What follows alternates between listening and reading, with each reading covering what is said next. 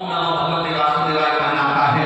2 अक्षर का राम नाम, 2.5 अक्षर का कृष्ण नाम जिसको लेना आता है समझ लेना कि वो सारी पूजन अर्चना आराधना साधना को जान, क्योंकि कलयुग केवल जम के बोलो कलयुग केवल नाम आधार। तुलसी बाबा ने राम भी नहीं लिखा। तुलसी बाबा तो कहते हैं तुम्हारा मन पड़े कलयुग में ना जाने कितने कितने देवता को लोग पूजेंगे, इसलिए तुम्हारा मन पड़ जाए राम भजना, कृष्ण भजना, शिव भजना, भवानी भजना, जगदम्बा भजना, तुम्हारी मर्जी पड़ाए उस देवता को भजना। पर निवेदन तुलसी बाबा ने कर दिया कि कलयुग में नाम की प्रधानता है, नाम जरूर जपो। तुम चाहे प्रयाग में रहो, चाहे तुम अपनी कुटिया में रहो, चाहे तुम अपने घर पर रहो, सब नाम का जाप करो। कई लोग ऐसे भी होते हैं कि जो प्रयाग में कल्पवास करने के लिए नहीं होते,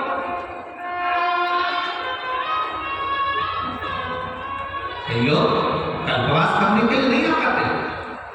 हर साल माघ महीने में लोग कल्पवास करने के लिए प्रयाग के पवित्र भूमि पर त्रिवेणी संगम पर आते हैं। कई लोग ऐसे नहीं पहुंच पाते, नहीं जा पाते।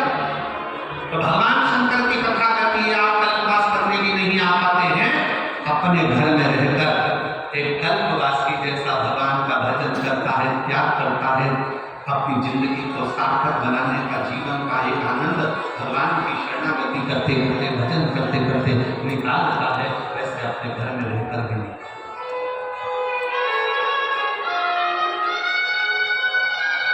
भगवान कभी नहीं कहता तुम अपना घर छोड़ दो,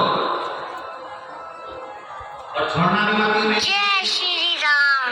तो यहाँ पर माइक में चिल्ला चिल्ला कर बोलना पड़ेगा बिमला भाई काम ले।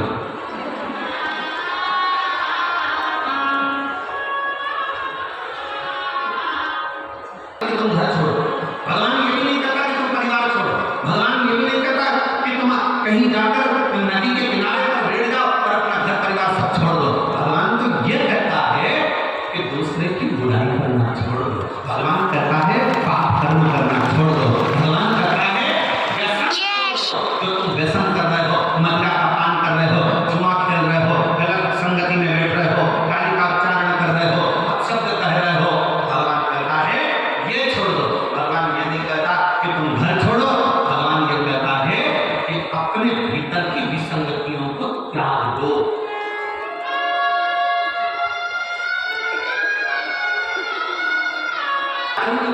एक लड़की तैयार हो, बहुत सुंदर तैयार हुई और रेलवे स्टेशन पर चली, और रेलवे स्टेशन पर जाकर वहां पर टिकट के काउंटर में जाकर वो टीसी से पूछा है भैया, तो उससे पूछा बाबू से क्यों राजधानी एक्सप्रेस कितनी बजे आएगी? का 3 बजे। ठीक, थोड़ी देर बाद निकल गई, घूमते फिरते फिर पूछा क्यों भैया पैसेंजर? कहा 4:30 बजे। ठीक है, और थोड़ी देर बाद फिर घूम के फिर पूछा मालगाड़ी कितनी बजे आएगी? भैया बताओ ना मालगाड़ी कितनी बजे आएगी? 5:30 बजे। तो बेचारे बाबू को दया आ गई, रेलवे स्टेशन वाले बाबू ने उससे बाहर निकल कर पूछा क्यों बेटा एक बात बताओ तुम्हें जाना कहाँ है? तो बोली मुझे जाना नहीं है, मैं तैयार होकर आई हूँ पटरी पे सेल्फी लेने। और ऐसे कहीं घूम रहा है सेल्फी ले।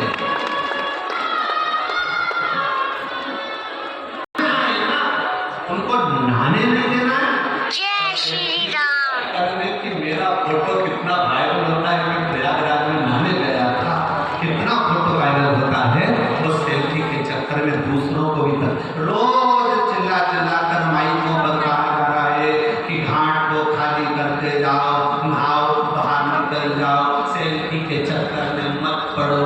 तुम्हारी सेल्फी के चक्कर में कई लोगों की सेल्फी हो जाती है, इसलिए निवेदन है कि तुम ये सेल्फी ना लो, नहाओ और जाओ, नहाओ। और कितनी सुंदर बात कही, कल सुन रहे थे रात के समय में बोल रहे नहाओ खाओ खाओ।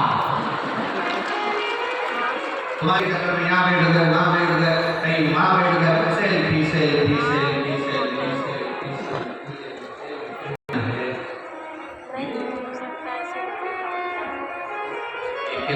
मेला मेरा सेल्फी का मेला नहीं है, कुंभ का मेला मेरे गंगा यमुना सरस्वती के मिलन का, शिव को पाने का मेला है। इसमें शंकर को पाने का